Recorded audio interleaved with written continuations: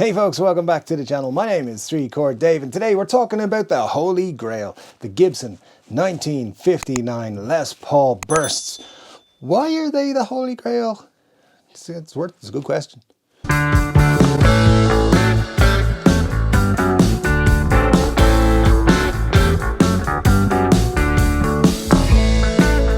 Hey folks, the Holy Grail, the 1959 Les Paul Burst, the greatest guitar of all time?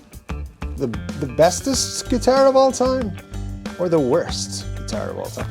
I don't know the answer to the question, but we're going to dig into it a little bit. Now, this came up as a question on Three Chord Dave Live, which happens on Saturday nights. If you want to talk about guitars with people for 2 or 3 hours or however long it goes on for on a Saturday, come and join us. Be a subscriber so you can join the chat. So hit that subscribe button and the notification bell so you don't miss it. Happens 10 p.m. Irish time, so you might want to look up whatever time that is your part of the world. And also, if you could, hit that like button on this video and the subscribe button as well. That'd be super cool. Leave a comment. Let me know what you think of the 1959 Les Paul. Not the reissues, the real ones. So, Gibson Les Paul. It's an iconic guitar, probably the most iconic guitar in the world. Although there's people who will say Strats are, and you know, it's not your favorite guitar, it's the most iconic. People don't know about guitars. They think of Les Pauls quite a lot when you ask them to. And when you know about guitars, you can tell a Les Paul's in the mix. You can hear it, you know, that's a Les Paul right there, or a Les Paul-like guitar. Anyway, so one of the most iconic guitars in the world, and the phrase 59 or 1959 gets bandied about a lot, and Holy Grail gets bandied about a lot. But why? Why the 1959? Why is it considered the Holy Grail? Why does it cost as much as a really nice house where I come from? Why? Well, we're going to get into that today. I think there's a couple of reasons, and one of the reasons in particular is the scarcity. So the fact is, in 1959, Gibson in Kalamazoo only made 643 Gibson Les Pauls for the entire year. So there's not many of them floating about. It's 60 plus years later. You got to imagine some of those were damaged beyond repair, have been, I don't know, turned into firewood or burnt down houses, or what bad stuff happens to things. So I would estimate there's probably only 400 of them left, okay? So there's 400 guitars left, and there could be way more, but let's say 400. There's hundreds of thousands of people who would buy one if they could. That supply and demand right there means huge price, because that's how business works. You got something scarce, the price is higher than if there was plenty of them. So that's one thing, and probably the biggest reason. The reputation of the guitar makes it so expensive because lots of people would buy it if they got the chance.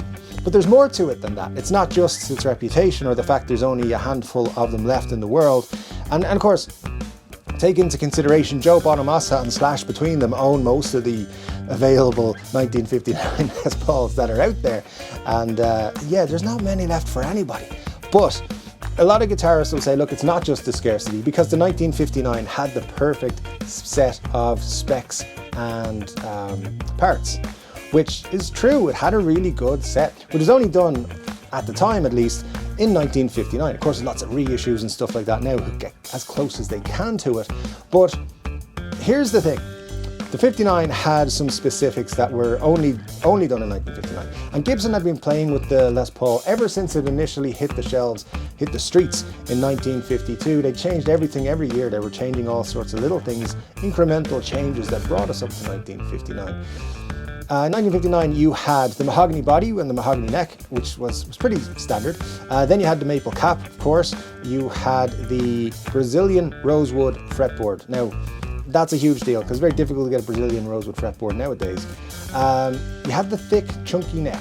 Now, that's important because on that neck, you had, of course, the Brazilian rosewood, and you had the large frets, which made bending particularly a lot easier than, say, if you had small frets, like you had in 1958 on the neck there. So the Les Paul from 1959 had the thick neck, the large frets. 58 had the thick neck with small frets, and then the 60 had a thin neck with large frets. So and after 60, the Les Paul went away for a while, so it was clearly not the right idea. Now, I love the slim neck, I love the 60 Les Paul, I think that's a great idea, but obviously it didn't work for the market and the guitarists of the day. So it went away. It wasn't a good idea. You also had the PAF pickups and everything of the guitar. I mean, it was the most advanced guitar, solid body guitar of its time, the Les Paul 1959. But that's why, and there was only 640 something of them. They weren't super popular on launch, but they became more so with the likes of Keith Richards playing them, and then Eric Clapton, George Harrison played them and the Beatles stuff. So there was a lot of people, you know, starting to spread the word about them a few years later, of course.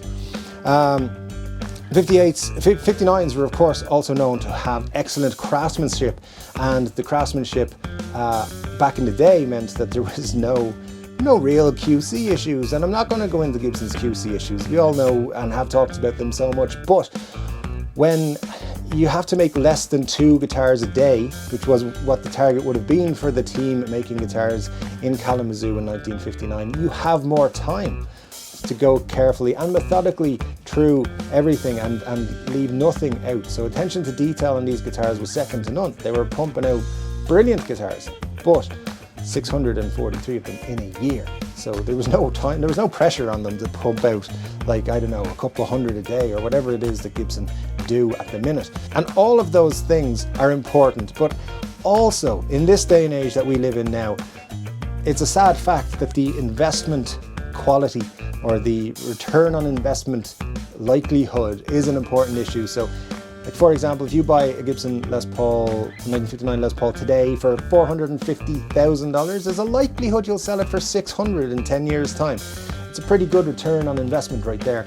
So people who are interested in spending that much money want to know that they're going to have a return on what they spend in X amount of time. So the fact that it has the scarcity, it has that perfect set of parts and specs, and of course you have the investment side of it now as well, it makes these pretty good purchases if you have that spare cash. So is the 1959 Les Paul the holy grail? I don't think it's my holy grail. I wouldn't buy one if I had the money, because I would buy a house. But also, aside from that, I think that's just what I like in the Les Paul is not what was available in 1959. I would be more likely to go for a 1960. So that's just me personally, but I'd love to know what you guys think. And of course, if you don't want to spend the same price as a house on a Gibson Les Paul, you can always go with, say, a custom shop or 9. Brilliant, they get as close as they possibly can to it. You can go with something like an Epiphone 1959 reissue, the special editions that are out right now. Now those are obviously not going to have things like Brazilian rosewood on them. That would be spectacular for the price at $750 or something there. So at the end of the day, there's choices for 59 specs, but those tend to be like measurement wise and stuff like that. I think they're cool. I have nothing against 59s. I just think that the whole 1959 is an overused phrase.